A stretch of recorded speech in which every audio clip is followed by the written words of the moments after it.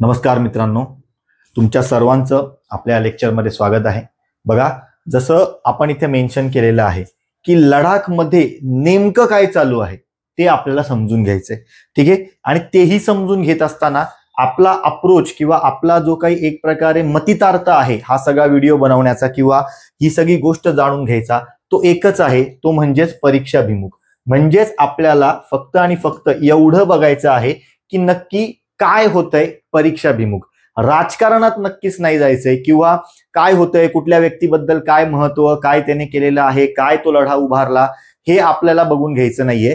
परीक्षेच्या दृष्टीने जे गरजेचं आहे ते म्हणजे 5वं शेड्यूल आणि 6वं शेड्यूल हे आपल्याला बघून घ्यायचंय। आणि केंद्रशासित प्रदेशांचा ओव्हरऑल आपल्या राज्यघटनेमध्ये उल्लेख कुठे आहे, म्हणजे आर्टिकल 239 पासून आर्टिकल 241 पर्यंत काय काय उल्लेख आहे तो समजून घ्यायचा, ठीक आहे। आणि इन डेप्थ मध्ये हे आपण टेक्निकली बघून घेणार आहोत। मग सुरुवात करूया। जेव्हा हा पॉइंट आपण जेव्हा बघतो तेव्हा आपल्याला काय कळतं, तर सगळ्यात महत्वाची एक गोष्ट जी आपल्याला जाणवते की सोनम वांगचुक असतील किंवा तिकडचे अनेक लोक असतील किंवा सरकार असेल, यांच्यामध्ये महत्वाची चर्चा कुठून झालेली होती तर किंवा महत्वाची चर्चा कुठल्या मुद्द्यासंदर्भात झाली, तर ते जेव्हा आपण बघून घेऊ तेव्हा आपल्याला काय कळतंय, तर महत्वाची चर्चा झालेली आहे त्यांची 6th शेड्यूल बद्दल किंवा जी काही एक प्रकारे मागणी होत आहे ही प्रामुख्याने कशाबद्दल होत आहे, 6व्या शेड्यूल बद्दल होत आहे। मग हा चर्चेचा जर मुद्दा ठरतो तर आपली आता जबाबदारी आहे की 5वं आणि 6वं शेड्यूल जे काय आहे ते आपल्याला बघून घ्यायचे। नोट्स त्याच्या प्रॉपर तयार आहेत, पूर्णपणे आपण ही 6-7 पानं समजून घेतल्यानंतर साधारणतः या नोट्स तुम्हाला अवेलेबल करून दिल्या जातील, पण आधी आपल्याला हा गणितार्थ समजून घ्यायचा आहे।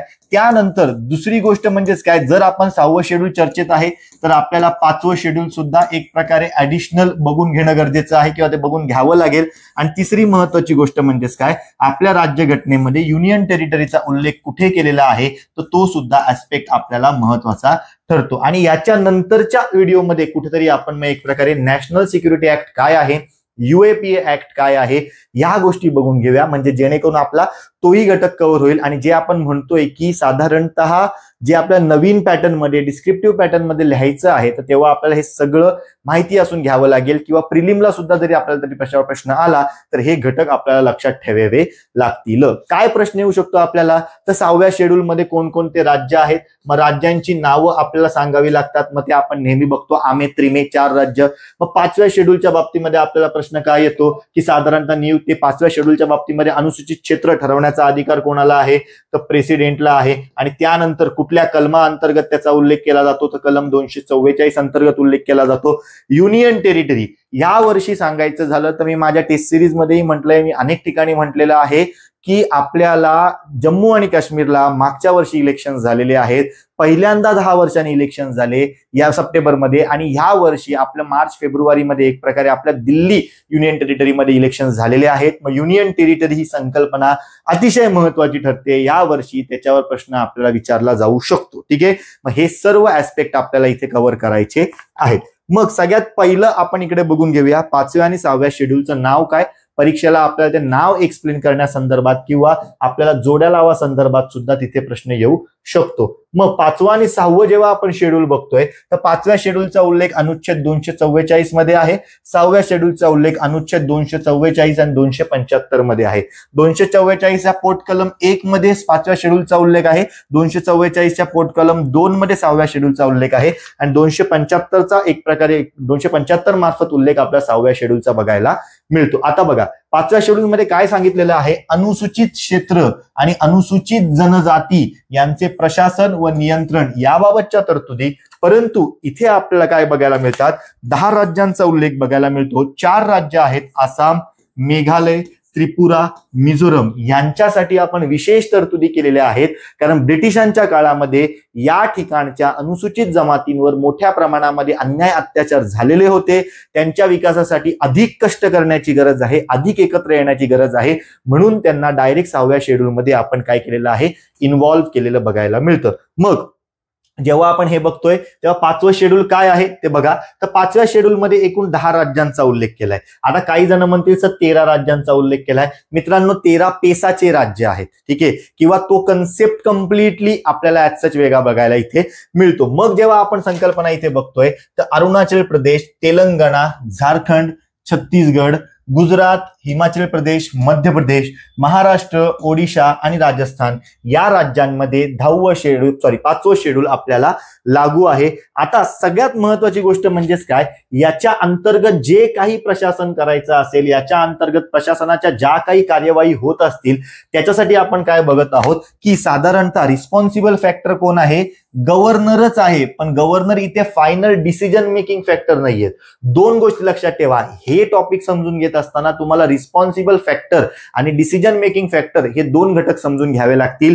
तर रिस्पॉन्सिबल फॅक्टर म्हणजे कोण, जो अंमलबजावणी करणारे, जो साधारणतः काम करणारे. डिसिजन मेकिंग फॅक्टर म्हणजे कोण आहे, जो फायनल डिसिजन घेणारे, फायनल इंटरप्रिटर आहे. मग याच्यामध्ये आपण काय बघतो, प्रत्येक वर्षी गव्हर्नर काय करणारे, साधारणतः एक अहवाल तयार करणारे आणि तो अहवाल ते कोणाला सादर करणार आहेत, राष्ट्रपतींना सादर करणार आहेत. आणि राष्ट्रपतींनाच सादर का करणार आहेत, कारण सगळ्यात महत्वाची गोष्ट म्हणजेच काय, शेड्यूल 10 मध्ये एखादं क्षेत्र समाविष्ट करायचं की नाही हा निर्णय घेण्याचा अधिकार कोणाला असतो, तर आपल्याकडे प्रेसिडेंटला असतो. मग त्या ठिकाणी काय काम केलंय, कसं काम केलेलं आहे, किंवा नक्की अंमलबजावणी कशी झाली, प्रोग्रेस कशी झाली, याचा रिपोर्ट सुद्धा प्रेसिडेंटला द्यावा लागतो. आणि ते एक प्रकारे त्याच्यावर देखरेख ठेवण्याचं, ते अंमलात आणायचं, ते काम करून घेण्याची जबाबदारी कोणावर आहे, गव्हर्नरला आहे. आता सगळ्यात महत्वाची गोष्ट, असं जरी इथे असलं तरी सगळ्यात महत्वाची गोष्ट काय आहे इथे, की प्रेसिडेंटचा मुद्दा चर्चेत आहे. म्हणजे आपसुकच आपल्याला आपली संसद किंवा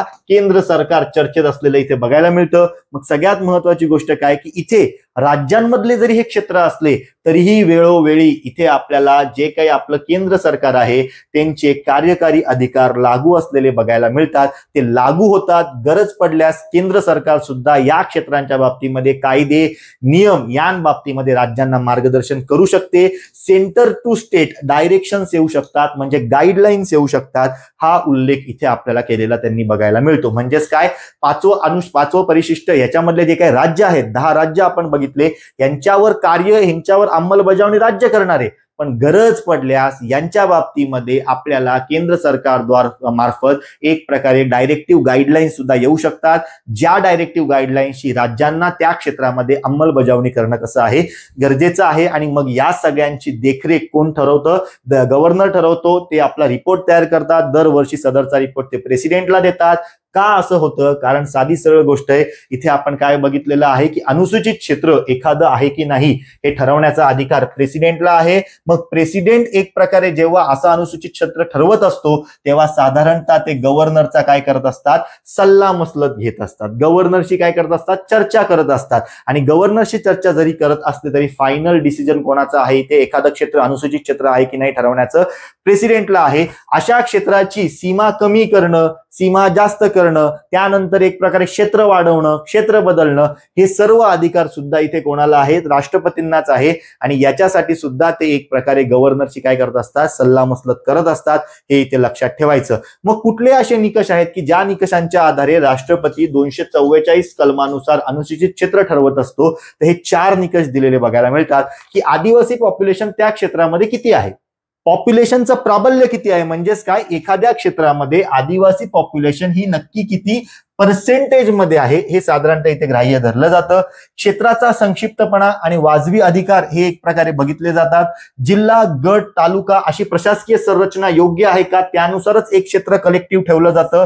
आणि शेजारच्या भागाच्या तुलनेत एक प्रकारे आर्थिक मागासलेपणा आहे की नाही हे बघितलं जातं. हे 4 निकष लावून राष्ट्रपती काय करत असतात, एखाद्या क्षेत्राला अनुच्छेद 244 नुसार अनुसूचित क्षेत्र म्हणून घोषित करत असतात. आता अनुसूचित क्षेत्र म्हणून घोषित केलं की काय होतं, तर सगळ्यात पहिल्यांदा त्या ठिकाणी एक प्रकारे आपल्याला ट्रायबल ऍडवायझरी काउन्सिलची स्थापना करावी लागते. म्हणजेच आदिवासी सल्लागार समितीची स्थापना करावी लागते. आता ही आदिवासी सल्लागार समिती फक्त अनुसूचित क्षेत्र असणाऱ्या राज्यांमध्ये लागू होते का, तर नाही. हे नीट लक्षात ठेवायचं. आता बघा, अनुसूचित क्षेत्र असणाऱ्या राज्यांमध्ये किंवा असे राज्य की ज्या राज्यांमध्ये आदिवासी पॉप्युलेशन आहे त्या राज्यांमध्ये राष्ट्रपतींनी सांगितलं तर, म्हणजेच भविष्यात कुठल्याही राज्यामध्ये आपल्याला tribal advisory committee, tribal advisory council, आदिवासी सल्लागार समिती स्थापन झालेली बघायला मिळते. युजली पहिला क्रायटेरिया काय आहे की ती अशा राज्यांमध्ये स्थापन व्हावी की ज्या राज्यांमध्ये आपण अनुसूचित क्षेत्र ठेवलेत, म्हणजे 5व्या परिशिष्टातील राज्य प्लस जे राज्य 5व्या परिशिष्टात नाहीयेत, पण अशा एखाद्या राज्यामध्ये जर एक प्रकारे आदिवासी पॉप्युलेशन असेल तर राष्ट्रपतींच्या सांगण्याने अशा राज्यामध्ये सुद्धा काय होते, ट्रायबल ऍडवायझरी काउन्सिलची स्थापना केली जाते. याच्यामध्ये एकूण 20 सदस्य असतात. यातील 304 सदस्य हे आपल्या स्टेट लेजिस्लेटिव्ह असेंब्ली म्हणजे विधानसभेतील अनुसूचित जमातीचे आपल्याला काय बघायला मिळतात, तर एक प्रकारे प्रतिनिधी म्हणजे आमदार बघायला मिळतात. पण आता इथे सगळ्यात महत्वाची गोष्ट काय आहे की सदस्य संख्या किती सांगितली ट्रायबल ऍडवायझरी काउन्सिलची 20, त्यानंतर 304 म्हणजे 15 जण कसे असावे, अनुसूचित जमाती क्षेत्रातले असावे किंवा अनुसूचित जमाती प्रवर्गातले असावे. पण समजा असं झालं की एखाद्या राज्यामध्ये ह्या 20 मधनं 15, याचा अर्थ 15 जरी एक प्रकारे आपल्याला आदिवासी आमदार नसतील, मग अशा वेळेस काय केलं जातं, तर आदिवासी लोकसंख्येतील एखादा कुठला तरी नेता असतो त्या ठिकाणाची किंवा त्या व्यक्तीची तिथे नियुक्ती केली जाते. खालचं वाक्य बघा, जर आमदारांची संख्या कमी असेल तर उरलेल्या जागा एसटी मधील इतर सदस्यांमार्फत भरवल्या जातात. हे इथे सगळ्यात लक्षात ठेवण्यासारखं आहे. ही महत्वाची बाब तुम्हाला लक्षात राहील. ठीक आहे, किंवा परीक्षेला विचारली जाऊ शकते. एकूण सदस्य संख्या 20, त्यातले 304 हे कोण असावे, आदिवासी जमातीचे एक प्रकारे प्रतिनिधी असावे जे विधानसभेत आहेत. जर ती संख्या कमी पडत असेल तर आदिवासी जमातीतील प्रतिनिधींची तिथे नियुक्ती केली जाते. पण 20 पैकी 15 प्रतिनिधी हे 100% आदिवासी किंवा एक प्रकारे अनुसूचित जमाती या प्रवर्गाचे आपल्याला असावे लागतात. आता इथे अजून एक महत्वाची गोष्ट आहे. आता काही जणांनी एक प्रकारे काही ट्रिक सांगितलेल्या आहेत ज्या ट्रिक चुकीच्या आहेत. ठीक आहे, काही जण असे म्हणतात की 5वं परिशिष्ट दिसलं की डायरेक्ट सगळ्याचं उत्तर प्रेसिडेंट लिहून काढायचं. नाही मित्रांनो, 5व्या परिशिष्टामध्ये फक्त आणि फक्त ते अनुसूचित क्षेत्र ठरवण्याचा अधिकारच राष्ट्रपतींना आहे.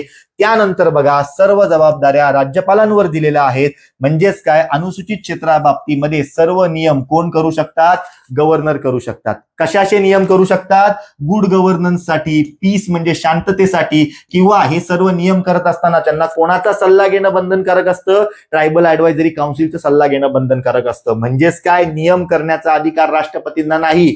मी हवा तर आत्ता टेलिग्रामवर प्रश्न टाकतो की ऍडवायझरी म्हणजे आपल्या अनुसूचित क्षेत्राच्या बाबतीमध्ये नियम करण्याचा अधिकार कोणाला आहे, सर्वजण उत्तर राष्ट्रपती देतील. उत्तर आहे त्याचं राज्यपाल. अनुसूचित क्षेत्र ठरवण्याचा अधिकार फक्त राष्ट्रपतींना आहे, हे इथे लक्षात ठेवायचं. संसद किंवा राज्य विधिमंडळाचे कायदे डायरेक्ट लागू होत नाही अशा क्षेत्रांना. ठीक आहे, जर ते लागू करून घ्यायचे असतील किंवा ते आहे तसे लागू करून घ्यायचे असतील, ते बदल करून लागू करून घ्यायचे असतील किंवा त्यातल्या काही अपवादात्मक बाबी लागू करून घ्यायच्या असतील तर सदरच्या बाबतीत सुद्धा गव्हर्नरचा आदेश आधी लागतो. म्हणजे संसदेने एखादा कायदा केला तो भारताच्या सर्व ठिकाणी लागू होतो, पण आपल्या या 5व्या परिशिष्टातील अनुसूचित क्षेत्रांना तो लागू होत नाही. मग अशा वेळेस तो जर लागू करायचा असेल तर गव्हर्नरचा सल्ला घ्यावा लागतो. मग अशा वेळेस किंवा गव्हर्नरचा आदेश घ्यावा लागतो आणि अशा वेळेस तो डायरेक्ट आहे तसा लागू होतो, बदल करून लागू होतो किंवा त्यातल्या काही फक्त अपवादात्मक बाबी लागू होतात. हे इथे लक्षात घेण्यासारखं आहे.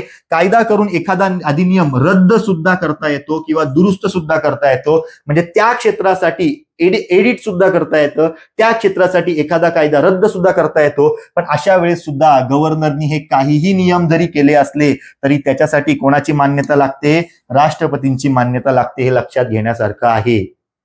ठीक आहे, म्हणजे मगाशी पण आपण काय बघितलं, अनुसूचित क्षेत्र ठरवण्याचा अधिकार कोणाला आहे, ओके, राष्ट्रपती. अंमलबजावणी करण्याचा अधिकार कोणाला आहे किंवा अंमलबजावणी करणं कोणाचं कर्तव्य आहे, गव्हर्नर. नियम करण्याचा अधिकार कोणाला आहे, कायद्यांमध्ये एक प्रकारे अपवाद, बदल, ऍडिशन, दुरुस्ती, रद्द करण्याचा अधिकार कोणाला आहे, गव्हर्नर. पण त्याने कुठलाही निर्णय जरी घेतला तरी त्याला नंतर मान्यता कोणाची लागणार आहे, राष्ट्रपतींची मान्यता लागणार आहे. ही संकल्पना अतिशय महत्वाची आहे, हे लक्षात ठेवायचं. मग अशा वेळेस काय करतात, राष्ट्रपती सुद्धा एक प्रकारे गव्हर्नर व्यवस्थित काम करतोय का, किंवा उद्या उठून संपूर्ण, आता गव्हर्नर तर एका राज्याचा झाला, तो एका राज्याच्या बाबतीमध्ये उत्तर देऊ शकतो. आपल्याकडे 10 एक प्रकारे राज्य ज्यांच्याकडे हे अनुसूचित क्षेत्र लागू आहेत किंवा त्यांच्यामध्ये हे अनुसूचित क्षेत्र आहे. मग उद्या उठून देशातल्या सर्व अनुसूचित क्षेत्रांच्या बाबतीमध्ये कायदा, नियम कसे असावे, काय बदल करावा, नवीन सुधारणा काय असाव्या, नवीन बदल काय असावे, हे सांगण्यासाठी आयोग स्थापन करण्याचा अधिकार कोणाला आहे, इथे राष्ट्रपतींना आहे. आता इथे राज्यपालामध्ये कन्फ्युज नाही व्हायचं. का, तर अनुसूचित क्षेत्र राज्यपालाच्या बाबतीत ठरवतोय का राज्यपाल, नाही, राष्ट्रपती ठरवतायत. मग अशा वेळेस आयोग सुद्धा सर्व देशातल्या सर्व अनुसूचित क्षेत्रांच्या बाबतीमध्ये जर काम करायचं असेल तर त्या आयोगाची स्थापना सुद्धा राष्ट्रपती करतात. असे आतापर्यंत 2 आयोग स्थापन झालेले आहेत. 1960 ला देबर आयोग स्थापन झाला होता, त्याने 1961 ला अहवाल दिलाय, 2002 ला दिलीप सिंग भुरिया आयोग स्थापन झालेला होता आणि त्याने 2004 ला आपल्याला एक प्रकारे रिपोर्ट दिलेला बघायला मिळतो. याच्यावर प्रश्न आपल्याला येऊ शकतो, हे माहिती असणं इथे गरजेचं राहिलं. ठीक आहे, त्यानंतर एवढंच बघून झालं की आपलं एक प्रकारे 5वं परिशिष्ट हे परीक्षेच्या दृष्टीने संपतं. 5वं परिशिष्ट समअप करताना मी काय समअप करेल की ओके, 5th शेड्यूल माझ्याकडे आहे.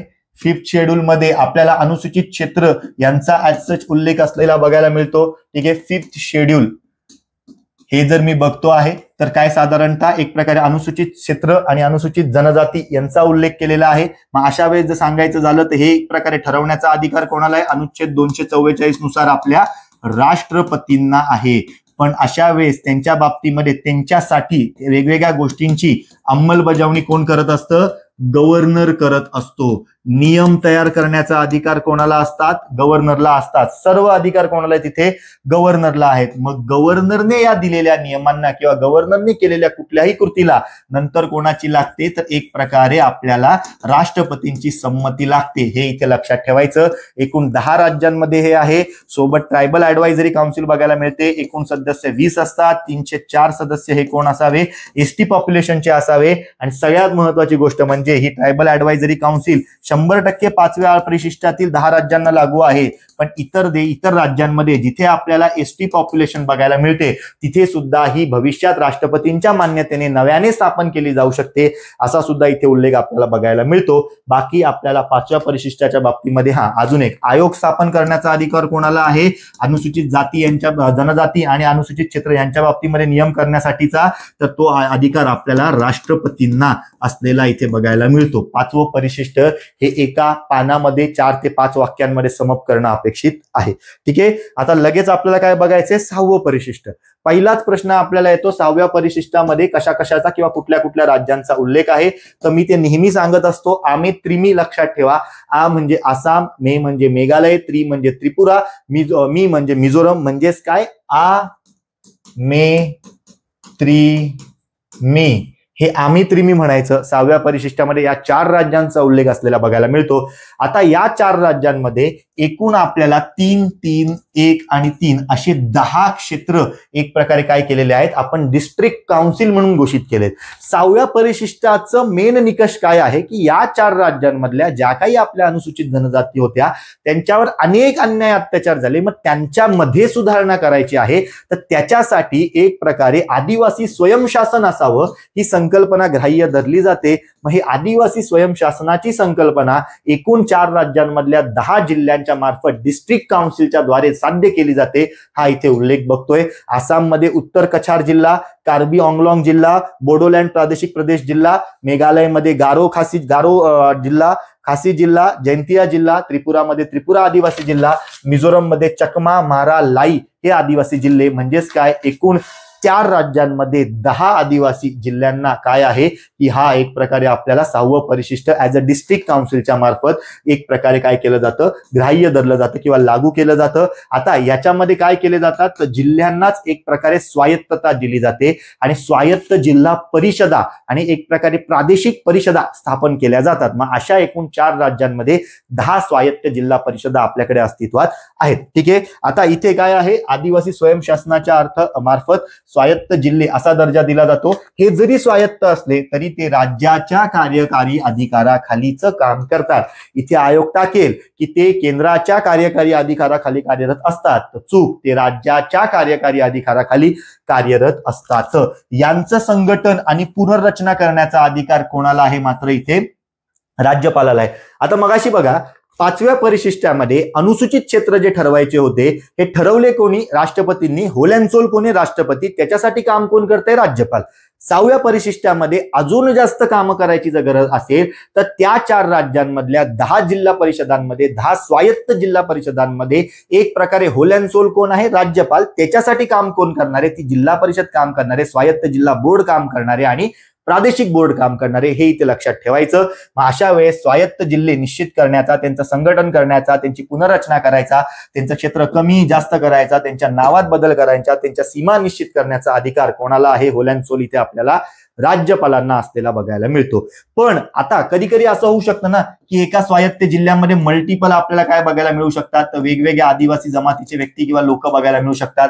मग असं असेल तर त्याच्यासाठी सुद्धा राज्यघटनेत उल्लेख आहे की जर अनेक जमाती असतील तर जिल्ह्याची अनेक स्वायत्त प्रदेशांमध्ये विभागणी करता येते. हे सुद्धा करण्याचा अधिकार कोणाला आहे?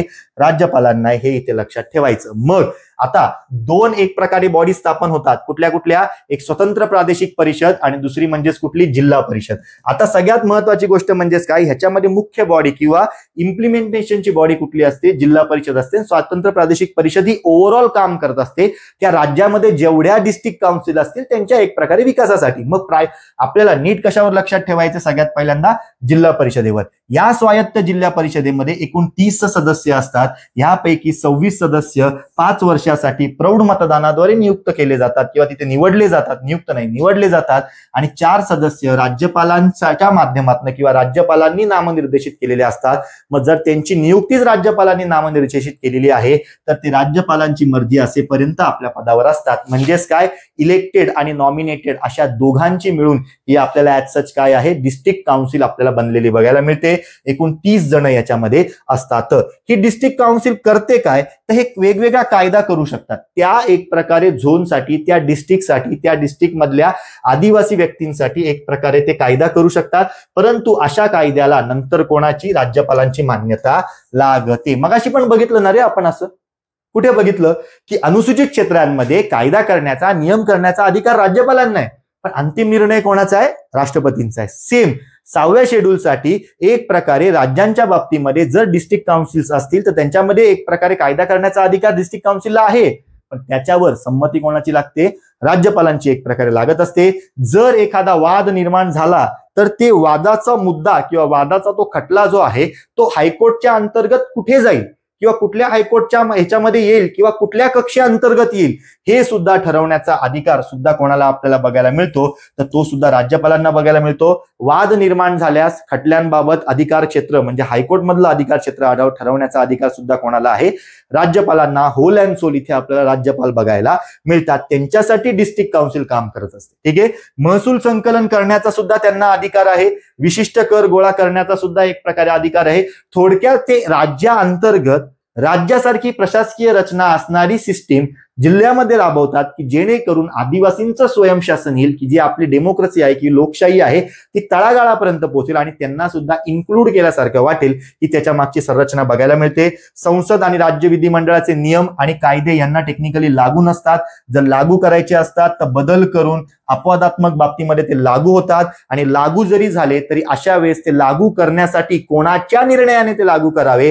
तर आता इथे एक मस्त गोष्ट आहे, ट्रिकची गोष्ट आहे, थोडीशी ट्विस्ट झालेली आपल्याला गोष्ट बघायला मिळते की जर उद्या उठून आपण काय म्हटलं, अशा डिस्ट्रिक्ट काउन्सिलला संसदेचे कायदे लागू नाहीत, राज्य विधिमंडळाचे कायदे लागू नाहीत. मग जर ते लागू करायचे असतील तर दोघांची संमती लागते, राज्यपालाची सुद्धा, राष्ट्रपतीची सुद्धा, पण एकाच वेळीच दोघांची लागत नाही. मग आता ती कुठे कुठे लागते हे इथे समजून घेण्यासारखं आहे. मग जर आसाम राज्यामध्ये आसाम राज्य विधानसभेच्या एक प्रकारे विधिमंडळाने कायदा केला आणि उद्या उठून त्या डिस्ट्रिक्ट काउन्सिलने आसाम मधल्या कायदा केला तर अशा वेळेस एक प्रकारे संसदेचे कायदे असो किंवा आसाम विधिमंडळाचे कायदे असो, जर आसामच्या डिस्ट्रिक्ट काउन्सिलला ते कायदे लागू करायचे असतील तर संसद एक प्रकारे बघायचं झालं किंवा राज्याचे कायदे असतील तरी दोघांच्या बाबतीत निर्णय कोण घेतोय? आपला राज्यपाल घेतोय. पण उरलेले 3 मे म्हणजेच काय आपण मगाशी बघितलं, सांगा बरं, आठवा. मे मध्ये कोणाचा समावेश होतो? तर हे आपल्याला मुळात पहिले आठवलं पाहिजे. मे म्हणजेच कोण? आपलं मेघालय, त्रिपुरा, मिझोरम यांच्यामध्ये काय होतं? जर संसदेचा कायदा असेल त्याची अंमलबजावणी करायची आहे, राष्ट्रपतींची परवानगी लागते. म्हणजे राज्याचा कायदा असेल तर त्याच्या बाबतीमध्ये राज्यपालाची परवानगी लागते. हे ऍज सच थोडं वेगळं आहे, हे लक्षात ठेवायचं. इन्क्लुडिंग आर्टिकल 244A हे सुद्धा स्पेसिफिकली आपल्याला आसामसाठी असलेलं बघायला मिळतं. म्हणजेच जर आपला ह्याचं छोटंसं किंवा ह्याचं एक बेसिक इम्प्लिमेंटेशन सांगायचं झालं तर आपल्याकडे कुठलं राज्य आहे? समजा आपण विचार करूया, आपल्याकडे आमेत्रिमी आहे. ठीक आहे, आमेत्रिमी आहे. ठीक आहे, याच्यामध्ये जर संसदेचा कायदा आहे आणि राज्य विधिमंडळाचा कायदा आहे आणि ह्याच्या बाबतीची अंमलबजावणी करायची आहे, तर आसामच्या बाबतीमध्ये दोघाही कायद्यांच्या बाबतीमध्ये फायनल अधिकार कोणाचा आहे? गव्हर्नरचा आहे. कोणाचा आहे? गव्हर्नरचा आहे. उरलेल्या राज्यांच्या बाबतीमध्ये फायनल अधिकारांमध्ये विभागणी कशी केली जाते? मेघालयच्या बाबतीमध्ये संसदेचा कायदा असेल तर तो अधिकार कोणाकडे जातो? प्रेसिडेंटकडे जातो. राज्याच्या बाबतीमधला अधिकार असेल तर तो कोणाकडे जातो? गव्हर्नरकडे जातो. ठीक आहे. त्यानंतर त्रिपुराच्या बाबतीमध्ये सेम होतं, प्रेसिडेंटकडे संसदेच्या बाबतीतला अधिकार आहे, गव्हर्नरकडे राज्याच्या बाबतीमधला अधिकार आहे. सेम मिझोरमच्या बाबतीमध्ये प्रेसिडेंटकडे संसदेचा अधिकार आहे आणि गव्हर्नरकडे आपल्याला राज्य विधिमंडळाच्या कायद्यांच्या बाबतीत अधिकार आहे. हा टेबल ऍज सच लक्षात ठेवायचा. परीक्षेला याच्यावर प्रश्न आपल्याला येऊ शकतो आणि खास करून ह्याच्याशी आता जस्ट सांगितलेलं आर्टिकल 244A हे जे काय आहे हे सुद्धा लक्षात ठेवणं गरजेचं आपल्याला राहिलं. ठीक आहे. आता मगाशी आपण काय बघितलं रे? 5व्या परिशिष्टाच्या बाबतीमध्ये सर्व कोणी केलं? सर्व होल अँड सोल कोणी? तिथे प्रेसिडेंट. पण सर्व कामं कोणी केली? राज्यपालांनी. अंतिम त्याच्यावर कोणाची मान्यता लागत होती? प्रेसिडेंटची लागत होती. मग आयोग स्थापन करण्याचा अधिकार कोणाला होता? प्रेसिडेंटला होता. ओके, ठीक आहे. का? कारण अनेक राज्यांमधल्या अनुसूचित क्षेत्रांचा उल्लेख होता. आता एका राज्यामध्ये होल अँड सोल कोण आहे 6व्या परिशिष्टाच्या बाबतीमध्ये? तर आपले राज्यपाल बघायला मिळतात. मग राज्यपाल जेव्हा त्या राज्यामधल्या 4ही एक प्रकारे डिस्ट्रिक्ट काउन्सिलसाठी समजा आयोग स्थापन करायचा असेल तर ते एक प्रकारे आयोग स्थापन करण्याचा अधिकार कोणाला जातो? तो होल अँड सोल असणाऱ्या राज्यपालांना जात असतो. याच्याच शिफारसीवरनं एखाद्या ठिकाणी डिस्ट्रिक्ट काउन्सिल असावी की नसावी हे एक प्रकारे ते अधिकार घेत असतात. त्यामुळे आयोग इथे सगळ्यात महत्वाचं आहे. आता हे 5वं सुद्धा परिशिष्ट आपलं झालं. पण आता कम्पॅरेटिव्हली जर सांगायचं झालं तर प्रश्न आपल्याला कुठे येऊ शकतो हे लक्षात ठेवा. 5व्या शेड्यूलच्या बाबतीमध्ये, 6व्या शेड्यूलच्या बाबतीमध्ये, 5व्या शेड्यूलच्या बाबतीमध्ये होल अँड सोल कोण आहे? प्रेसिडेंट आहे. ठीक आहे. त्यानंतर इथे होल अँड सोल कोण आहे? आपले गव्हर्नर आहे. त्यानंतर प्रेसिडेंटसाठी इथे काम कोण करतंय? गव्हर्नर काम करतंय. यांनी नियम बियम कायदे करण्याचा अधिकार आहे, पण अंतिम मान्यता कोणाची लागते? इथे प्रेसिडेंटची लागते. सेम गव्हर्नरसाठी इथे कोण काम करतंय? तर एक प्रकारे स्वायत्त जिल्हा परिषदा एक प्रकारे कार्य करत आहेत आणि स्वायत्त एक प्रकारे स्वतंत्र परिषदा एक प्रकारे इथे कार्यरत आहेत. यांना काय आहे? नियम करण्याचा अधिकार आहे, पण इथे अंतिम निर्णय कोणाचा आपल्याला लागतो? तर राज्यपालांचा लागतो. तसंच संपूर्ण देशातल्या अनुसूचित क्षेत्रांचा जर अभ्यास करायचा असेल तर आयोग स्थापन करण्याचा अधिकार इथे प्रेसिडेंटकडे आहे आणि संपूर्ण राज्यातील सर्व डिस्ट्रिक्ट काउन्सिलसाठी जर एक प्रकारे अभ्यास करायचा असेल तर त्या बाबतीमध्ये आयोग स्थापन करण्याचा अधिकार इथे कोणाला? गव्हर्नरला प्राप्त होतो. हा टेबल अतिशय महत्वाचा आहे. याच्यावर लक्ष द्या, हे पाठ करा, हे लक्षात ठेवा, हे लिहून काढा. परीक्षेला याच्यावर आपल्याला प्रश्न येऊ शकतो. हे सगळ्यात महत्वाचं राहील. ठीक आहे. त्यानंतर आपला याच्यातला या व्हिडिओतला सगळ्यात शेवटचा पण अतिशय महत्वाचा मुद्दा की ज्याच्यावर आपल्याला 200% प्रश्न येण्याचे चान्सेस यावेळेशी जास्त आहेत. कुठल्याही अँगलने प्रश्न येईल आपल्याला कव्हर करायचंय. Union territory. आता युनियन टेरिटरी म्हणजेच काय? आपल्या संघ राज्याचा असा भाग की जो डायरेक्टली केंद्राकडनं एक प्रकारे शासित आहे. केंद्र शासित प्रदेश आपण ज्याला म्हणतो.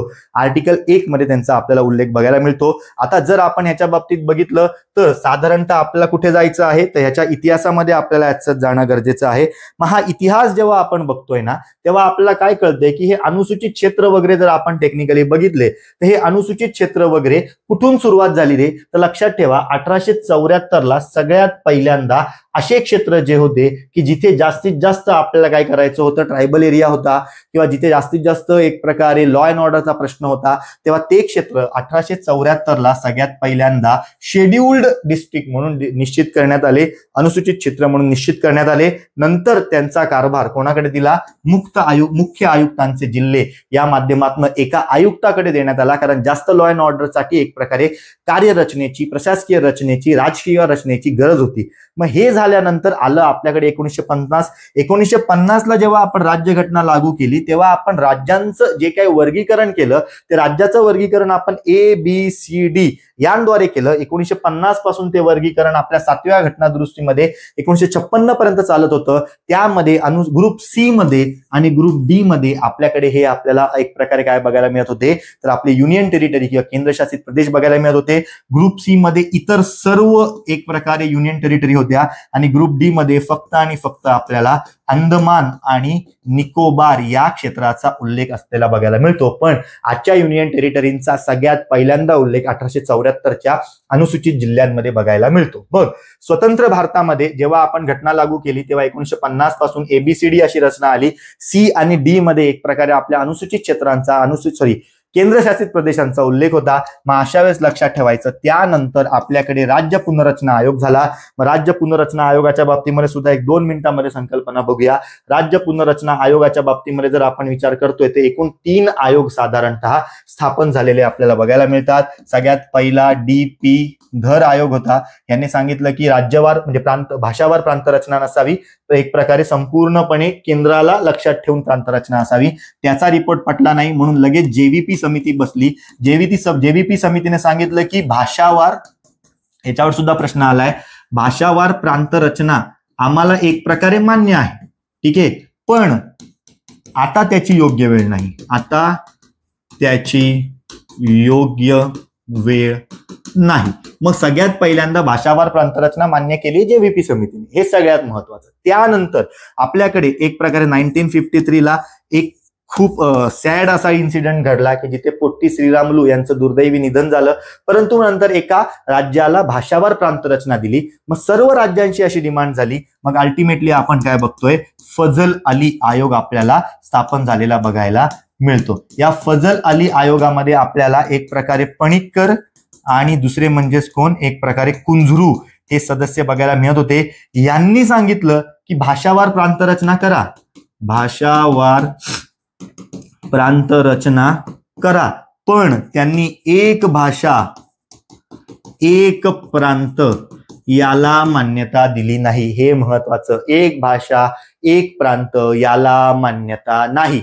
भाषावार प्रांतरचना करायची म्हणजे तुम्ही भाषेवाईज एक प्रकारे प्रशासकीय दृष्ट्या वेगवेगळे घटक पाडा, पण एक भाषा एक प्रांत म्हणजे महाराष्ट्रात फक्त मराठी, उत्तर प्रदेशमध्ये फक्त UP, तमिळनाडूमध्ये फक्त एक प्रकारे तमिळी असं नसावं. कोणी कुठेही जाऊ शकतं, कारण आपल्याकडे आर्टिकल 19 आहे ज्याच्या अंतर्गत आपल्याला देशांतर्गत कुठेही एक प्रकारे जाण्याचं, तिथे जाऊन राहण्याचं, स्थायिक व्हायचं कायमस्वरूपी तो सुद्धा अधिकार प्राप्त होतो. मग हे सगळं झाल्यानंतर आपण एक प्रकारे काय बघतो, यांनी सांगितलेल्या शिफारसींनुसार आपल्याकडे 14 राज्य आणि 6 केंद्रशासित प्रदेश अशी एक प्रकारे रचना आली आणि त्या माध्यमातून ती रचना कुठून आलेली आहे, 7व्या घटना दुरुस्तीतनं आपल्याला आलेली बघायला मिळते. त्यावेळेस एकूण 6 घटकांना आपण युनियन टेरिटरी असं म्हटलेलं होतं. HMT म्हणजेच काय, हिमाचल प्रदेश आणि मणिपूर आणि त्रिपुरा, अंदमान निकोबार, लक्षद्वीप आणि दिल्ली. ऑब्व्हियसली त्यावेळेस लक्षद्वीप नाव नव्हतं, लक्षद्वीप मिनिकॉय अमनदीवी आयलँड नाव होतं, पण ते नाव नंतर बदललं, त्यामुळे आत्ताच नाव टाकतोय. 1956 ला आपल्याकडे HMT अंदमान निकोबार, लक्षद्वीप आणि दिल्ली हे केंद्रशासित प्रदेश होते. आज आपल्याकडे आपल्या भारतामध्ये एकूण 8 केंद्रशासित प्रदेश बघायला मिळतात. याच्यामध्ये अंदमान निकोबार सुरुवातीला आहे ऑब्व्हियसली 1956, लक्षद्वीप 1956, दिल्ली 1956, त्यानंतर पुदुच्चेरी, त्यानंतर चंदीगड, पुदुच्चेरी 62, चंदीगड 66 लाच बघा आपल्याकडे काय झालेलं आहे, एक प्रकारे हिंदी भाषिकांचा पेप्सूमधनं हरियाणा वेगळा झाला, चंदीगड एक वेगळा ठेवला आणि टेक्निकली आपण काय बघतो, चंदीगडला युनियन टेरिटरी म्हटलं म्हणून 1966 पाठ नाही करायचं. 2019 ला जम्मू काश्मीर, 2019 ला लडाख आणि 2020 ला दादरा नगर हवेली आणि दमन दीव या 2 युनियन टेरिटरी आपण एकत्र केलेल्या बघायला मिळतात. आज आपल्याकडे अशा 8 युनियन टेरिटरी आहेत. या सर्वांची श्रेणी जर बघायचं झालं तर ही एक समान आहे, परंतु या सर्वांची प्रशासकीय रचना आपल्याला वेगवेगळी असलेली बघायला मिळते. हे सगळ्यात इथे महत्वाचं. आधी काही राज्य आहेत की जे आता काही राज्य आहेत जे आधी आपल्याला युनियन टेरिटरी बघायला मिळत होते, आता ते राज्य आहेत. असे एकूण 6 आपल्याला राज्य बघायला मिळतात जे आधी युनियन टेरिटरी होते. त्याच्यामध्ये HMT मध्ये हिमाचल प्रदेश, मणिपूर, त्रिपुरा, मिझोरम, अरुणाचल प्रदेश आणि गोवा यांचा समावेश होतो. हा सुद्धा आपल्याला प्रश्न इथे येऊ शकतो. आज जी आपली युनियन टेरिटरीची रचना आहे त्याच्यामध्ये राजकीय आणि प्रशासकीय दृष्ट्या आपण युनियन टेरिटरी कोणाकडे म्हणून बघतो, तर DC म्हणजे दिल्ली आणि चंदीगड यांच्याकडे बघतो. सांस्कृतिक दृष्ट्या आपण युनियन टेरिटरी म्हणून पुदुच्चेरी आणि दादरा नगर हवेलीकडे बघतो. संरक्षणात्मक दृष्ट्या आपण अंदमान निकोबार आणि लक्षद्वीप यांच्याकडे ॲज अ युनियन टेरिटरी म्हणून बघत असतो. हे इथे लक्षात ठेवणं आपल्याला अपेक्षित आहे. ठीक आहे. आणि आता एवढं सगळं झाल्यावर मग आपल्याला युनियन टेरिटरीचे आर्टिकल विचारले जातात. Article 239, article 239A, article 239 AA, article 239 AB, article 239 साधारणतः बी आणि मग आर्टिकल 240 आर्टिकल 241 एवढे आपल्याला बघावे लागतात. आणि नुसते रॅन्डम नाही, नुसते वाचून नाही, याच्या अंतर्गत हा जो काही डेप्थ मधला भाग आहे तो सुद्धा आपल्याला समजून घेणं इथे अपेक्षित आहे. आता बघा आर्टिकल 239 मध्ये आपल्याला काय सांगितलेलं आहे की there shall be administrator for union territories administration, म्हणजे युनियन टेरिटरीच्या प्रशासनासाठी एक व्यक्ती असावा ज्याची नियुक्ती राष्ट्रपतींमार्फत केली जाईल. तो राष्ट्रपतींचा अधिकर्ता म्हणजे राष्ट्रपतींचा एजंट म्हणून कार्यरत राहील. मग त्याला कुठल्याही नावाने तुम्ही संबोधू शकतात. काही ठिकाणी त्याला ऍडमिनिस्ट्रेटर म्हणून म्हटलं जातं, काही ठिकाणी त्याला लेफ्टनंट गव्हर्नर म्हणून म्हटलं जातं. ऍडमिनिस्ट्रेटर त्याला चंदीगड, दादरा नगर हवेली आणि लक्षद्वीप मध्ये म्हणून म्हटलं जातं. तर लेफ्टनंट गव्हर्नर त्याला लक्षात ठेवायचं दिल्ली, पुदुच्चेरी, जम्मू काश्मीर ज्या तीनही ठिकाणी आपल्याकडे विधिमंडळ आहे त्या ठिकाणी त्याला लेफ्टनंट गव्हर्नर, सोबत लडाख आणि अंदोमान निकोबार अशा 5 ठिकाणी लेफ्टनंट गव्हर्नर असं नाव आहे आणि 3 ठिकाणी आपल्याला ऍडमिनिस्ट्रेटर असं नाव बघायला मिळतं. मग याचा उल्लेख आर्टिकल 239 मध्ये आपल्याला केलेला आहे. आर्टिकल 239A मध्ये आपल्याला काय सांगितलेलं आहे की there shall be a legislature or council of minister or both for union territories, म्हणजेच काय स्थानिक विधिमंडळ असावं किंवा मंत्रिमंडळ असावं किंवा दोन्ही असावं असं आर्टिकल 239A मध्ये आपल्याला सांगितलेलं आहे. मग आज भारतामध्ये जर बघायचं झालं तर एकूण 3 युनियन टेरिटरी आहेत की ज्यांच्यामध्ये विधिमंडळ आहे आणि रिसेंटली त्यांच्यामध्ये 2 ठिकाणी इलेक्शन झालेत. 2024 ला आपण बघतोय जम्मू काश्मीरच्या 90 जागांसाठी आपल्याकडे इलेक्शन झालं. 2025 ला दिल्ली मधल्या 70 जागांसाठी इलेक्शन झालं आणि पुदुच्चेरीला ऑलरेडी रिसेंटली इलेक्शन झालेले आहेत. मग स्थानिक विधिमंडळे किंवा काउन्सिल म्हणजे आपल्याकडे काउन्सिल ऑफ मिनिस्टर किंवा लेजिस्लेचर विधिमंडळ कुठल्या 3 युनियन टेरिटरीमध्ये आहेत तर पुदुच्चेरी, दिल्ली आणि जम्मू काश्मीर यांच्यामध्ये आपल्याला हे क्षेत्र बघायला मिळतात. पुदुच्चेरीतलं विधिमंडळ 1963 पासून आहे, दिल्लीतलं विधिमंडळ 1992 पासून आहे, जम्मू काश्मीरचं विधिमंडळ 2019 पासून आहे. पुदुच्चेरीच्या विधिमंडळाची एकूण सदस्य संख्या 30 आहे म्हणजे बहुमतासाठी 16 जागा लागतात. दिल्लीमध्ये एकूण विधिमंडळाची जागा 70 आहे म्हणजे एकूण 35 जागा लागतात बहुमतासाठी. जम्मू काश्मीरसाठी एकूण 90 जागांचं विधिमंडळ आहे म्हणजेच तिथे साधारणतः एकूण 46 जागा लागतात एक प्रकारे बहुमतासाठी. आता जेव्हा आपण राज्याचा विचार करतो ना मित्रांनो तर लक्षात ठेवा इथे आपल्याला थोडी राज्य आणि केंद्रशासित प्रदेश ही संकल्पना समजून घ्यावी लागते. तर राज्य ही एक प्रकारे आपल्याकडची संघराज्य व्यवस्था आहे म्हणजेच काय अधिकारांची विभागणी झाली आहे. There is a state list and union list आणि दोघांसाठी कॉन्करंट लिस्ट आहे. म्हणजेच आपण काय बघतो संघराज्य व्यवस्था असते राज्यामध्ये पण युनियन टेरिटरीमध्ये एकात्मक व्यवस्था असते. राज्य हे स्वायत्त असतात म्हणजे ते त्यांच्या बाबतीमध्ये कायदा करू शकतात. अशी स्वायत्तता युनियन टेरिटरीच्या बाबतीत नाही कारण त्यांच्या नावातच आहे काय तर युनियन्स टेरिटरी, केंद्राचा प्रदेश, केंद्रशासित प्रदेश म्हणजे त्यांच्याकडे स्वायत्तता नसते. अधिकारांची विभागणी झालेली असते केंद्र राज्यामध्ये म्हणजे आर्टिकल 246 आहे आपल्याकडे. त्यानुसार आपण काय बघतो 7th शेड्यूल आहे. त्यानुसार आपल्याकडे सेंटर लिस्ट, स्टेट लिस्ट आणि कॉन्करंट लिस्ट आहे म्हणजे अधिकाराची विभागणी झालेली आहे. अशी अधिकारांची थेट विभागणी आपल्याला टेक्निकली बघायला मिळत नाही. हे डायरेक्टली आपल्याला केंद्र सरकारच्या अंतर्गत येतात. कसं तर ते सुद्धा आपण बघूया. प्रशासकीय यंत्रणेत इथे एक वाक्यता असते. इथे प्रशासकीय रचना आपल्याला भिन्न भिन्न बघायला मिळते. प्रत्येक युनियन टेरिटरीमध्ये सेम नाहीये. इथे प्रत्येक युनियन टेरिटरी प्रत्येक स्टेटमध्ये आपल्याला विधानसभा सेमच बघायला मिळते. इथे कार्यकारी प्रमुखांना आपण राज्यपाल म्हणतो, इथे कार्यकारी प्रमुखांना आपण लेफ्टनंट गव्हर्नर आणि ऍडमिनिस्ट्रेटर म्हणतो. इकडचं जे कार्यकारी पद आहे हे घटनात्मक पद आहे. इकडचं जे कार्यकारी पद आहे हे घटनात्मक पद नसून राष्ट्रपतींचा एजंट म्हणून ते टेक्निकली काम करत असतात. मग एक वाक्यता कशी नसते तर लक्षात ठेवा आपल्याकडे केंद्र सूचीतील विषयांवर कायदे करण्याचा अधिकार केंद्राला आहे, राज्य सूचीतील विषयांवर कायदे करण्याचा अधिकार राज्याला आहे, समवर्ती सूचीतील विषयांवर कायदे करण्याचा अधिकार साधारणतः कोणाला आहे तर आपल्या राज्य आणि केंद्राला दोघांना आहे. पण ऑलरेडी एक कायदा राज्याने केला असेल आणि त्याच विषयावर जर केंद्राने कायदा केला तर केंद्राचा कायदा वरचढ ठरतो. पण समवर्ती सूचीतील एका विषयावर साधारणतः राज्याने कायदा करत असताना राष्ट्रपतींच्या माध्यमातून कायदा केला तर तो राज्यासाठी तो पर्टिक्युलर राष्ट्रपतींच्या माध्यमातून झालेला कायदा हा केंद्राच्या कायद्यापेक्षा सुद्धा वरचढ ठरतो. अशी रचना असते. पण इथे नीट बघा काय आहे तीनही सूचींवर म्हणजे इथे राज्य सूचीवर यांना अधिकार नाहीये म्हणजे यांनाच फक्त अधिकार आहे असं नाहीये. तीनही सूचीवर संसदेला कायदा करण्याचा अधिकार आहे. वरील तिघांच्या बाबतीत सुद्धा हा अधिकार संसदेला प्राप्त होतं. आता ऑब्व्हियसली जिथे युनियन टेरिटरी आहे जिथे लेजिस्लेचर आहे तिथे स्टेट लेजिस्लेचर सारखं युनियन टेरिटरीच्या लेजिस्लेचरला कायदा करण्याचा अधिकार आहे का? आहे ना. पण उद्या उठून त्याच विषयांवर थेट संसदेला सुद्धा कायदा करण्याचा अधिकार आहे. आपल्याकडे आर्टिकल 249 आहे. जेव्हा नॅशनल इम्पॉर्टन्स असेल तेव्हा साधारणतः काय केलं जातं की एक प्रकारे केंद्र सरकार राज्यसूचीतील विषयांवर कायदा करतं. कुठलं आर्टिकल आहे? आर्टिकल 249. जेव्हा नॅशनल इम्पॉर्टन्स असेल तेव्हा आहे नॅशनल इम्पॉर्टन्स असताना राज्यसूचीतील विषयांवर कायदा केला जातो केंद्रामार्फत. 250 असेल तेव्हा काय? जेव्हा इमर्जन्सी असेल तेव्हा एक प्रकारे राज्यसूचीतील विषयांवर केंद्र सरकार काम करतं. 252 मध्ये सांगितलेलं आहे जेव्हा 2 किंवा त्यापेक्षा जास्त राज्य हे विनंती करतात तेव्हा त्यांच्या बाबतीमधल्या त्या विषयांसंदर्भात कायदा करण्याचा अधिकार सेंट्रल गव्हर्नमेंटला एक प्रकारे प्राप्त होतो. म्हणजे ही अपवादात्मक बाब आहे. पण इथे अपवादात्मक बाब अशी नाहीये, यांनी कायदा केला आणि लगेचच केंद्राने कायदा सुद्धा करू शकतो किंवा एकाच विषयावर हे सुद्धा कायदा केलेला आपल्याला बघायला मिळतात. आता सगळ्यात महत्वाची गोष्ट म्हणजेच काय, यांना पुदुच्चेरीचं विधिमंडळ आहे, दिल्लीचं विधिमंडळ आहे, जम्मू काश्मीरचं विधिमंडळ आहे, यांना कायदा करण्याचा अधिकार आहे ना कुठल्या विषयांवर? राज्यसूचीतील विषयांवर आणि समवर्ती सूचीतील विषयांवर. पण इथे काही लिमिटेशन्स टाकलेत. हा प्रश्न आपल्याला येऊ शकतो. एकदा प्रश्न आलेला सुद्धा आहे की दिल्ली विधिमंडळाला खालीलपैकी कोणत्या विषयांना सोडून एक प्रकारे कायदा करता येतो? मग लक्षात ठेवायचं पुदुच्चेरीच्या बाबतीमध्ये असं कुठलंही लिमिटेशन नाहीये, ते कुठल्याही बाबतीमध्ये कायदा करू शकतात, इन्क्लुडिंग आपल्या राज्यसूचीतील विषयांच्या बाबतीमध्ये.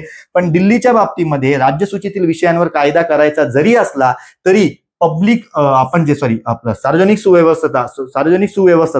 सुव्यवस्था, पोलीस आणि जमीन या 3 राज्यसूचीतील विषयांवर अजिबात दिल्लीच्या विधिमंडळाला कायदा करता येत नाही. तो अधिकार फक्त आणि फक्त कोणाला प्राप्त होतो? आपल्या साधारणतः केंद्र सरकारला प्राप्त होतो. जम्मू काश्मीरच्या बाबतीमध्ये सार्वजनिक सुव्यवस्था आणि पोलीस यांच्या बाबतीमध्ये जम्मू काश्मीर विधिमंडळाला कायदा करता येत नाही. तो अधिकार फक्त आणि फक्त केंद्राला प्राप्त होतो. असं लिमिटेशन इकडे आहे. म्हणजेच काय, त्यांच्याकडे विधिमंडळ आहे कारण त्यांची पॉप्युलेशन जास्त आहे, पण त्यांना स्वायत्तता देऊ शकत नाही कारण ते एक प्रकारे देशाच्या दृष्टीने महत्वाचे आहेत. मग ते केंद्रशासित प्रदेश विथ लेजिस्लेचर आहेत, परंतु फायनल निर्णय तरीही त्यांच्यावर कोणाचा आहे? आपल्याला संसदेचा असलेला ऍज सच बघायला मिळतो. मग त्यानंतर आपली राजधानी याचा विचार करण्यासाठी किंवा राजधानीसाठी स्पेसिफिक काहीतरी असावं याच्यासाठी आर्टिकल 239AA आपल्याला आलेलं बघायला मिळतं. हे 239AA कधी आलं? ते 69वी घटना दुरुस्ती 1991 ला आलं, ज्याची अंमलबजावणी आपल्याकडे 1 फेब्रुवारी 1992 ला झाली. याच्या अंतर्गत दिल्लीसाठी विशेष तरतुदी करण्यात आल्या. National capital region of Delhi असा जो काही क्षेत्र आहे त्याला टेक्निकली आपण आपल्या देशाची राजधानी म्हणायला लागलो. बघा, आपल्याकडे दिल्ली हा नावाचा एक वेगळं क्षेत्र आहे, ठीक आहे. एनसीआर एक वेगळं क्षेत्र आहे. या दिल्लीला आणि आपली नवी दिल्ली हे एक वेगळं क्षेत्र आहे, ठीक आहे. मग दिल्ली म्हणजे ओल्ड दिल्ली, नवीन सुधारणा होऊन झालेली आहे त्याला नवी दिल्ली. पण त्यातला जो भाग आपण राजधानी सारखा कन्सिडर करतो त्याला आपण एनसीआर असं म्हटलंय, जे एक प्रकारे 69वी घटना दुरुस्ती 1991 ने म्हटलंय, ज्याची अंमलबजावणी 1 फेब्रुवारी 1992 पासून झाली. यानुसार दिल्लीसाठी एक विधिमंडळ ठेवलं, ज्याच्यामध्ये 70 जागा ठेवल्या. त्याच्या अंतर्गत 10% म्हणजेच काय, साधारणतः 7 एक प्रकारे काउन्सिल ऑफ मिनिस्टर्स असावे, ज्याच्यामध्ये 6 मंत्री आणि 1 मुख्यमंत्री असावे असा उल्लेख केलाय. आता बघा, राज्याच्या बाबतीमध्ये राज्याचे मुख्यमंत्री, राज्याचे इतर मंत्री यांची नियुक्ती कोण करतं? राज्यपाल. पण इथे तसं होत नाही. इथे नायब राज्यपाल आहेत ना, पण अशा वेळेस सुद्धा जे काही आपल्याला बघायला मिळतात कोण, तर आपले साधारणतः युनियन टेरिटरी म्हणजे युनियन टेरिटरीच्या बाबतीमध्ये दिल्लीतला उल्लेख, तिथे या सदरच्या व्यक्तींची नियुक्ती लेफ्टनंट गव्हर्नर नाही मित्रांनो, कोण करत असतात? तर राष्ट्रपती करत असतात. हे इथे लक्षात ठेवायचं, ठीक आहे. मग हा उल्लेख दिल्लीच्या बाबतीमधला 239AA ने केलाय. आपल्याला 2017च्या राज्यसभेला प्रश्न विचारलेला होता की दिल्लीसाठी विशेष तरतुदी कुठल्या कलमात आहेत? कलम 239AA मध्ये आपल्याला केलेल्या बघायला मिळतात. 239AB मध्ये आपल्याला घटनात्मक यंत्रणा जी आता सद्यस्थितीमध्ये आहे, आतापर्यंत आपण जी बघितली, ते जे काही स्ट्रक्चर आहे घटनात्मक, जर ते अपयशी ठरलं तर काय तरतुदी करायच्या याच्या बाबतीमधला उल्लेख आपल्याला इथे केलेला बघायला मिळतो. यासाठी सुद्धा एक प्रकारे वर्षभर काय झालं याचा वार्षिक अहवाल लेफ्टनंट गव्हर्नर कोणाला सादर करतात? तर साधारणतः आपल्या राष्ट्रपतींना सादर करतात. आणि राष्ट्रपतींना जर गरज वाटली तर अशा वेळेस 356 नुसार जशी एक प्रकारे राज्य म्हणजे आपल्या प्रेसिडेंट रूल लागू होतो, राष्ट्रपतींची बाबतीमधली आणीबाणी लागू होते, तसेच नियम आपल्याला 239AB नुसार आपल्या युनियन टेरिटरीमध्ये सुद्धा लागू केले जाऊ शकतात. परंतु त्यासाठी लेफ्टनंट गव्हर्नरचा आपल्याला सल्ला गरजेचा असतो, एक प्रकारे त्यांचा अहवाल गरजेचा असतो. त्यांनी अहवाल दिला की जणू काही त्या युनियन टेरिटरीमध्ये आपल्याकडे राष्ट्रपती राजवट लागू होते असा इथे उल्लेख केलेला आहे. मग युनियन टेरिटरीच्या बाबतीमधला राष्ट्रपती राजवटीसारखा उल्लेख कुठल्या कलमात? आर्टिकल 239AB मध्ये केलेला केलेला बघायला मिळतो. बघा, ए आणि बी चं पटत नाही म्हणून घटनात्मक यंत्रणा अयशस्वी ठरली असं लक्षात ठेवा. त्यानंतर 239 बी नुसार वटहुकूम जर काढायचा असेल तर तो काढण्याचा अधिकार कोणाला आहे? ऍडमिनिस्ट्रेटरला आहे, हे लक्षात ठेवायचं. आणि 239 बी मध्ये हा उल्लेख बघितल्यानंतर 239 संपतं.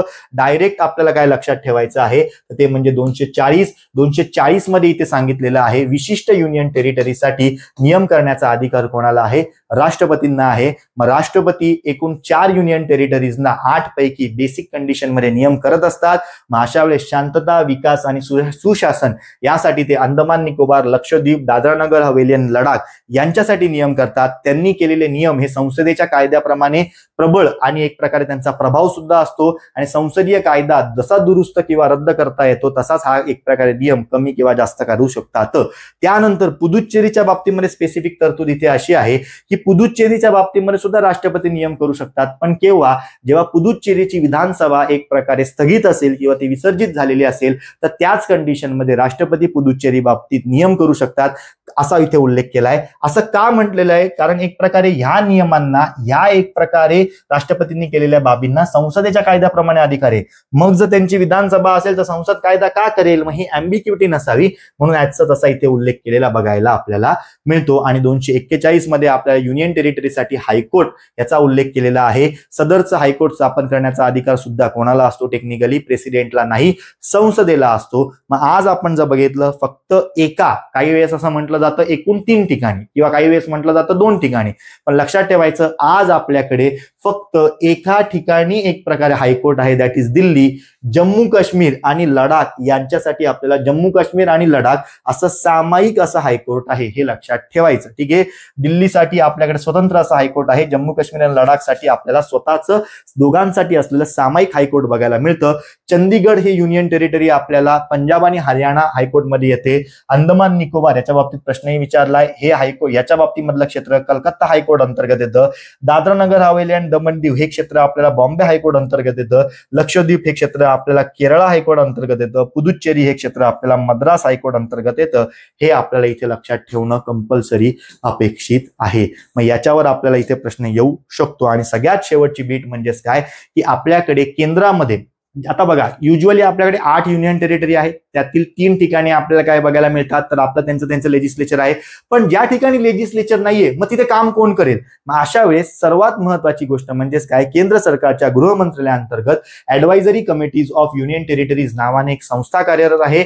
भारत सरकार कामकाजाचे वाटप नियम 1961 नुसार यांची एक प्रकारे स्वायत्तता किंवा स्थापना केली जाते. याच्यासाठी नोडल मिनिस्ट्री कोण आहे? गृह मंत्रालय. आणि ज्या ठिकाणी मग एक प्रकारे आपल्याला युनियन टेरिटरीचा विषय निघतो तेव्हा गृह मंत्रालय चर्चेत येतं. आणि मग एखाद्या युनियन टेरिटरीच्या बाबतीमध्ये कायदा करायचा असेल, अर्थसंकल्प त्यांचा मांडायचा असेल, नायब राज्यपालांच्या नियुक्त्या करायच्या असतील किंवा त्यांच्या बाबतीमधला काही एक प्रकारे बदल किंवा त्यांच्या बाबतीतली कुठलीही गोष्ट असेल, प्रशासकीय सेवा आणि नेमणुका असतील तर त्या ठिकाणी आपल्याला हे advisory committees of union territory हे एक प्रकारे गृह मंत्रालयाअंतर्गतली संस्था कार्यरत असलेली बघायला मिळते. ज्या ठिकाणी एक प्रकारे विधिमंडळ नाही अशा ठिकाणी आपल्याला गृह मंत्रालय सल्लागार समिती असते, ज्याचा अध्यक्ष गृहमंत्री असतो. मग विधिमंडळ जे काम करतं ते विधिमंडळाचं काम साधारणतः कोणामार्फत केलं जातं तर या एक प्रकारे गृह मंत्रालय सल्लागार समितीच्या मार्फत केलं जातं. आणि त्यानंतर प्रत्येक ठिकाणी आपल्याकडे काय आहे? प्रशासक आहे. मग प्रशासकाला सुद्धा एक प्रकारे सल्लागार समिती आपल्याला बघायला मिळते गृह मंत्रालयाच्या अंतर्गत, ज्याचे अध्यक्ष प्रशासक स्वतः टेक्निकली असतात. हे दोन्ही अध्यक्ष आपल्याला इथे महत्वाचे आहेत. युनियन टेरिटरीच्या सामाजिक आणि आर्थिक बाबी हाताळण्यासाठी आपल्याकडे ह्या ऍडवायझरी कमिटीज टेक्निकली कार्यरत असलेले बघायला मिळतात. याच्यामध्ये सदस्य कोण असतात तर संसदेचे सदस्य असतात त्या युनियन टेरिटरीच्या क्षेत्रातले. म्हणजे लडाखचा जो खासदार आहे तो साधारणतः एक प्रकारे काय आहे या ठिकाणी सदस्य बघायला मिळतो. आणि संसद सदस्यांसोबत स्थानिक स्वराज्य संस्थांमधून जे निवडून दिलेले असतात म्हणजेच काय, जे काय तिकडच्या झेडपीज आहे, जे काय तिकडच्या एक प्रकारे महानगरपालिका आहे, जे काय स्थानिक स्वराज्य संस्था 73-74 नुसारच्या आपल्या 3 सामूहिक यांनी निवडून दिलेले सदस्य सुद्धा तिथे आपल्याला असलेले इथे बघायला मिळतात.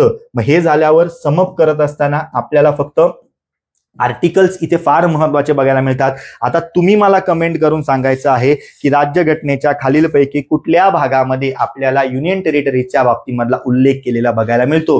सगळ्यात महत्वाचं आहे आपल्याकडे 1956 ला ABCD काय होतं निघून गेलं, त्याच्याऐवजी काय आलेलं आपल्याला बघायला मिळतं. साधारणतः सांगायचं झालं तर आपल्याकडे स्टेट्स आणि युनियन टेरिटरी आलेले बघायला मिळतात. त्यामुळे राज्यघटनेचं जे काही आपल्याला भाग 7 होतं हे रद्द झालं. मग कुठल्या भागामध्ये आज युनियन टेरिटरी आहे हे मला तुम्ही कंपल्सरी सांगायचं आहे. आपल्याला आर्टिकल जर बघायचं झालं तर आर्टिकल 239 मध्ये ऍडमिनिस्ट्रेटर याचा उल्लेख बघायला मिळतो. त्यानंतर 239A मध्ये ऍडमिनिस्ट्रेटरसाठी काय लागणार आहे तर एक प्रकारे विधिमंडळ लागणार आहे. जर विधिमंडळ आलं तर विधिमंडळामध्ये आपल्याला काय बघायला मिळतं काउन्सिल ऑफ मिनिस्टर बघायला मिळतं.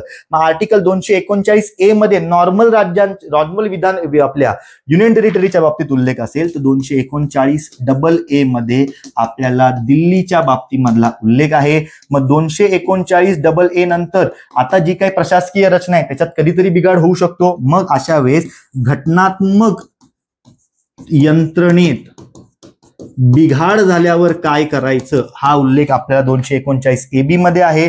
आणि 239B मध्ये आपल्याला वटहुकूम म्हणजे ऑर्डिनन्स काढण्याचा अधिकार कोणाला आहे ऍडमिनिस्ट्रेटरला आहे असं सांगितलं. दॅट इज 239B मध्ये. आणि मग त्यानंतर 240 मध्ये आपल्याला नियम करण्याचा अधिकार सांगितलाय. अगेन नियम कोण करू शकतो जो होल अँड सोल आहे.